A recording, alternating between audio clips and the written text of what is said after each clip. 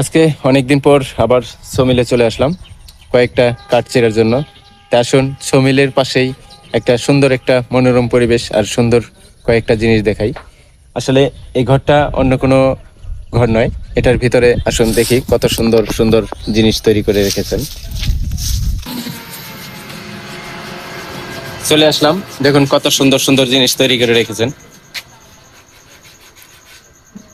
আমার সম্পর্কে ভাগিনা হয়, ভাগিনার এটা দোকান। আমার এখানে এক দাদা কাজ করতেছে, দেখুন সোফা সেটের কাজ করতেছে। দাদা কেমন আছেন? ভালো আছে। কি করতেছেন আপনি? এই যে বলতেছি, আচ্ছা আচ্ছা, এটা কি সোফা টু সেট নাকি? হ্যাঁ করছি।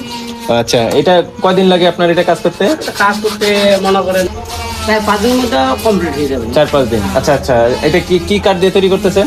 এটা নিম কাঠ দিয়ে। নিম কাঠ, আমাদের দেশি নিম না এটা বাইরের? দেশি নিম। আচ্ছা আচ্ছা, আর এটা কি আপনার পুরোটাই নিম? হ্যাঁ এটা পুরোটা নিম। আচ্ছা আচ্ছা, আমাদের দেশি ভাষায় নিম কাঠ বলে থাকি। আপনারা কোন দেশ বা কোথা থেকে দেখছেন অবশ্যই একটু এই কাঠের নামটা চেনেন কিনা অবশ্যই একটু বলবেন। আর কেমন লাগলো ভিডিওটা অবশ্যই অন্য ভাইকে দেখার সুযোগ করে দেবেন, কেননা এখানে অনেক কিছুই তৈরি করা আছে। শুধু যে সোফা সেট এটা না, চেয়ার টেবিল থেকে খাট, মানে ড্রেসিং আলমারি যা আছে সম্পূর্ণই এখানে তৈরি হয়।